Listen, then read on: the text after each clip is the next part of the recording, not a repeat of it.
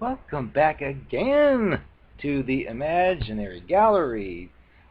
Tonight's discussion will be trash talk regarding the narcissistic personality disorder. This topic came from a comment from one of you YouTubers, which I will not cause embarrassment and give names, but you all can search through the comments if you want to know.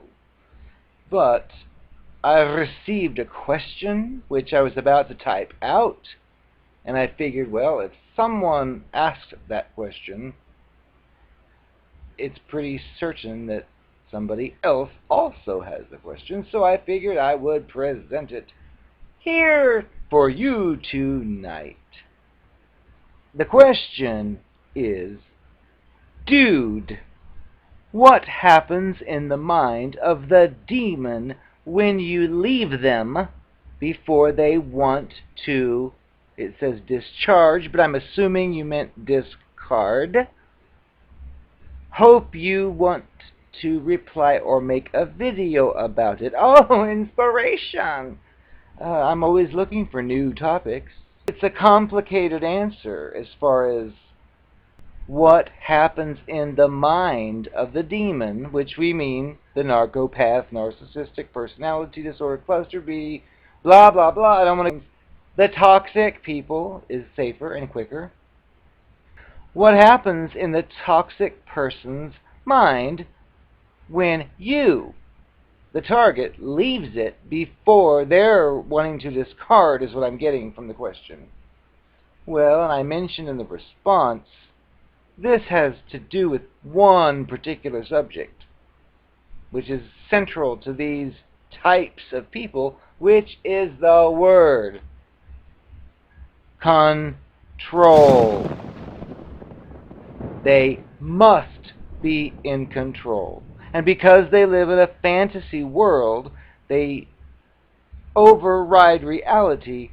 And if you find yourself involved in such a circumstance, you will probably feel like you're in a twilight zone. What I've got here in my notes is, the first step is, if you're dealing with one of these demons or cluster Bs or toxic peoples, you have to understand the character you're dealing with. Because keep in mind, when you met this particular character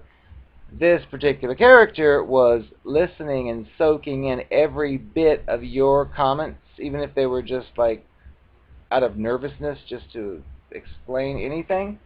They will latch on and file those away and then mirror them back to you.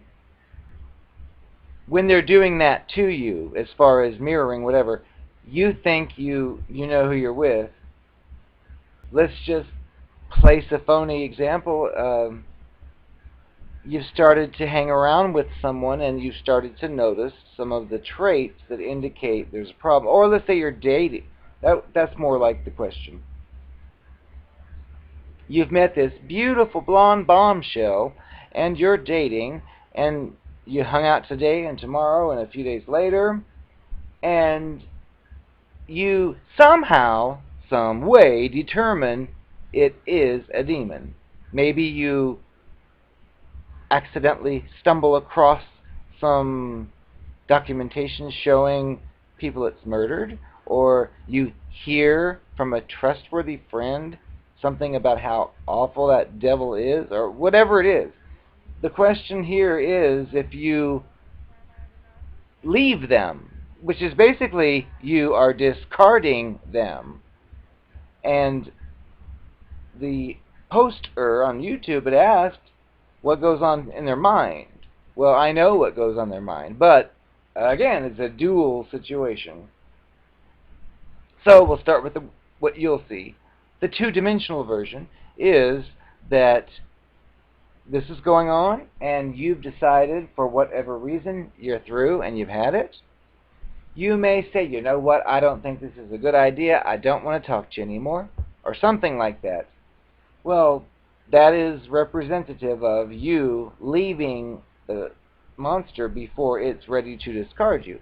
Well, you can bet your bottom dollar that that person is going to do anything and everything to try to prove just how important you are, and if he or she has done his or her proper steps prior, all kinds of imbalanced compliments, flattery, home repairs will have been done on the devil's side, and you will be the one benefiting from it all.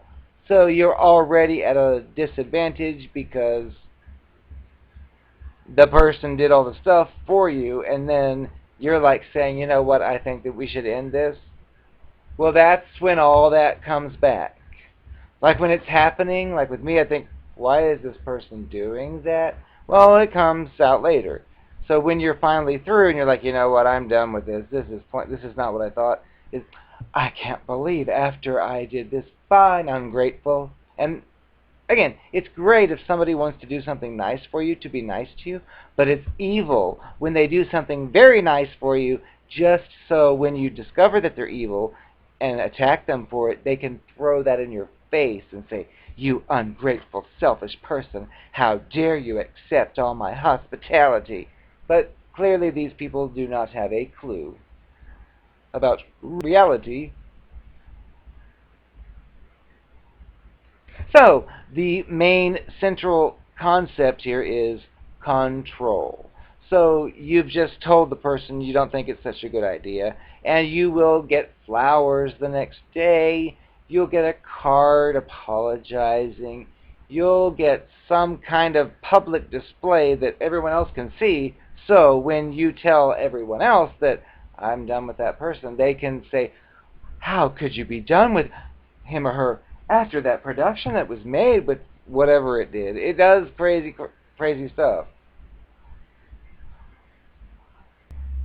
So, in order to understand what goes on in the demon's mind when you leave them before they're ready to discard you, well, you first off have to understand the way the demon's mind works. Because if you're like I was, the demons I encountered their mind is basically split into compartments, of which you are involved in one of. So, in these compartments, there could be 10 different compartments and 10 completely separate different storylines happening at the same time. So, if you're involved with such a demon, chances are you're probably not the only target involved. But, of course, if you were to ask the demon, I bet you see other people, don't you? The answer will be no. There are no other people. And then if we switch out of this compartment and go to the second compartment, similar situation. Another person is being pursued, and if that person says the same thing you did, they will get the same answer of, no, it's just you. And a logical mind will look at that because the same thing's repeated for 5, 6, 7, 8, 9, 10, and we logically think, wait a second. That one can't be your only one if this one is your only one, and this one is like, not possible. But remember, logic does not work here with these people. So you have to suspend it to understand. But you also have to understand the mind of the demon, which is nothing like it appears to you. Because remember, all the things it said it likes about you and life and everything else is basically a mirroring of what you have said. Nothing to do with this person's reality. It's simply to make them fit in with you, so you think you're dealing with someone who's very compatible with you.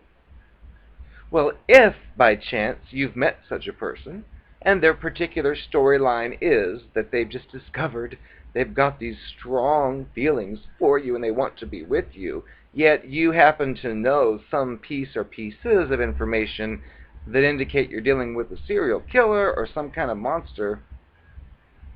You may say whatever you say as far as, I don't think we should see each other for a while, or if you break things off saying, I'm going to be busy for a few weeks, I can catch up with you later or something, you better believe that if this person has not done or completed what was planned with you, you will be basically assaulted with attention. You will say you want to stop things or slow things down, and if it's one of these people, that person will be at your door with flowers and tears saying, oh, please tell me what I can do to fix this, or any type of desperate measure. That's just one, but it could be any number of desperate measure to make a difference as far as saying to you, oh, you've made a mistake by doing this. And the reason for this is not, regardless of popular belief, that the person really has strong feelings for you and doesn't want to lose you. The real reason is all about control. If this person has come into your life with the intention of doing whatever it's trying to do, and you back away or back off before it's done it, you will become the center of attention of this person. You'll be put back up as high as you can on the pedestal, because the fact is, the person cannot stand to be alone. And we've already mentioned there's probably at least a few other people, but this person knows that all 10 of the other people at any point might do this same thing. So they want to keep as many resources as possible open. So what you will mistake for undying devotion, undying attention, love for you through and through is really a desperate measure on the demon's part, where they just simply don't want to lose your source of supply, because you are probably satisfying some source of supply, whether it's just your company, so it's not lonely on the weekend, or whether it's somebody that has a nice swimming pool they can use, or someone they can make lust to every day, whatever the case is. It could be any number of things. Doesn't have to be money. Maybe you pay for their food or whatever, but doesn't necessarily mean that's the reason. But when you understand this character, you'll realize that what you mistake for devotion and heartbreak for you is really desperation on the narcissist's or demon's part, because this person has put all this investment in you. They've done all these things for you, which were done on purpose, so they can throw them back to say, wow, I can't believe I did all that for you, and this is my thanks, which will make you, if you're an empath, think, oh my goodness, that makes sense. Oh, maybe I made a mistake. Okay, come back. And that's what they're counting on, which of course makes things even more drastic or debilitating once you uncover the whole story. But that's important just to understand. Their attention is not based in any kind of emotions for you. It ties into these demons' way of life. They basically view any and every interaction as a contest or a game to be won, meaning they have to win. So if you have a discussion and it goes a certain direction where they've said something that's completely wrong in your opinion and you try to correct it, well, every interaction is a game that has to be won, so you will be challenged and told that you're wrong, even if lies are used to justify it. But that's just the way this personality type works. So, if you do happen to discard them before they're ready to discard you. Be prepared to be getting phone calls, texts, cards, flowers, any kind of media, just for them. If they haven't gotten all they want out of you, there may even be an apology letter or something. And I just don't want to lose you. You're the only whatever they might say. And you have to realize that that is actually not real. And we're guessing if you've reached this point anyway, you know their character is no good. But anyway, as far as what goes on in their mind, it's because they've mirrored you and they've studied you, they will throw out any and every little sentimental piece of knowledge they have about you. Like if you're together one particular night and you mention how important a certain thing is to you because you're trying to open up to another human being and it's not really a human being, well, they're going to keep that recorded, so they may throw that into the conversation, like, I was just looking at one of those things that you said those things about, and I just couldn't help but think of you, which is designed to pull on your heartstrings because you know you expressed that and you're hearing that person reading it back to you, so you may be tempted to think, what am I doing? Okay, I miss you, come back. And that's what they're trying to do. But if you don't respond, if you do not give in, well, the person will keep trying, of course, and once they reach the point that they realize you're gone, then there'll be some possible smear campaign against you, or there could simply be an indifference where the person tells itself that, well, this person had their chance, it didn't work out, I'm moving on, and they've already got their other 4, 5, or 6 targets to work with, so they'll probably focus on them. And they won't tell you, of course, they have 4 or 5 other targets. They will just act like you are the only piece of romance in their life, even though it's not true. So hopefully I've shown some kind of light, at least based on my own experiences with these types, because they do never give up, as long as they feel they can pull you back into their labyrinth in some way. Because they know, they've studied you, they know what really affects you, so they'll throw those little pieces in their conversation, designed to, again, pull at your heartstrings. Now, if you do give in, and you welcome them back, which is common, because it's like a drug addiction. It's kind of like you got this big bottle of pills, and you know that they're deadly, but you try one just for fun. Kind of like when you meet this demon, and it seems deadly, but it does nice things for you. You may be tempted to think, well, yeah, it's bad, but this is good. Well, just like with the drug, you take the pill, and you know it's bad for you, but you feel the best you've ever felt your entire life. And so you think, well, maybe the pill isn't so bad. But then you keep using it and then have to have more and more and more. And eventually get to the point where you're starting to have health issues, or you know that health issues are coming, and you start to weigh, like, wait a second, should I keep taking this deadly pill, or should I quit now while I'm ahead and get rid of it?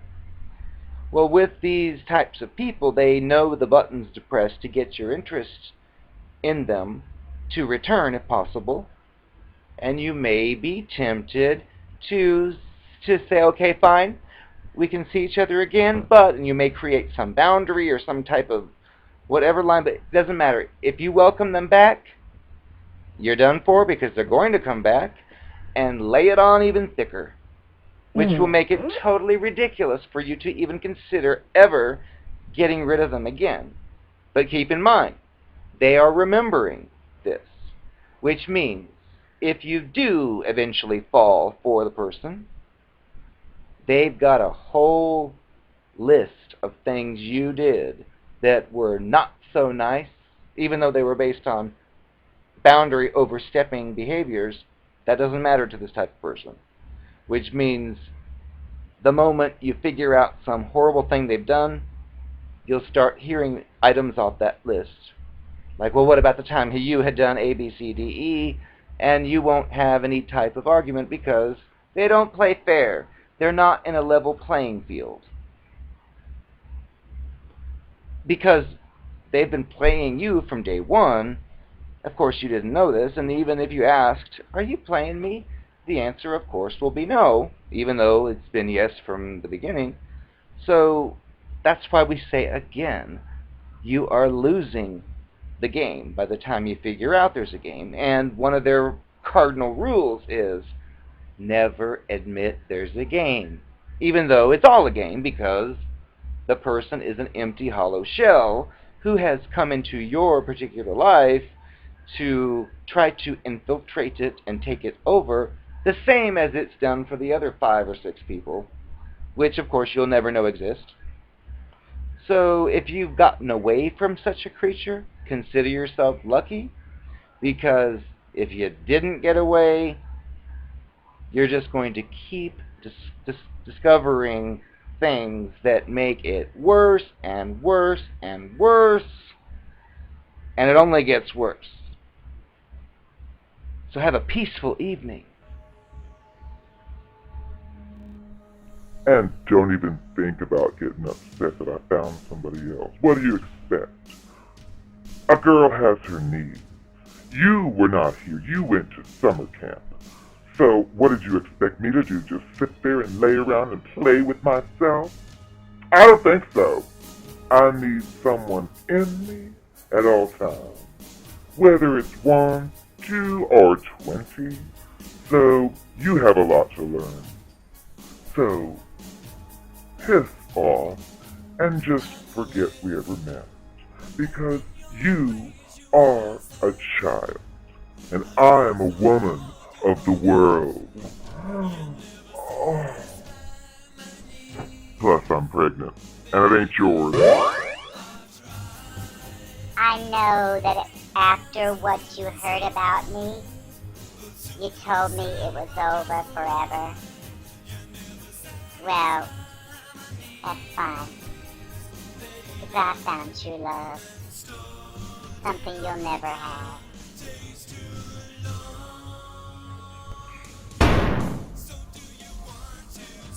Hillary Clinton is a lesbian. Hillary Clinton is dying. Hillary Clinton is a murderess. Hillary Clinton is a cunt. Hillary Clinton doesn't care about you. Hillary Clinton cares only about having power and control. She is a psychopath. I'm a narcopath. It takes one to know one. Believe me. Trump is a fuckface too. We're doomed.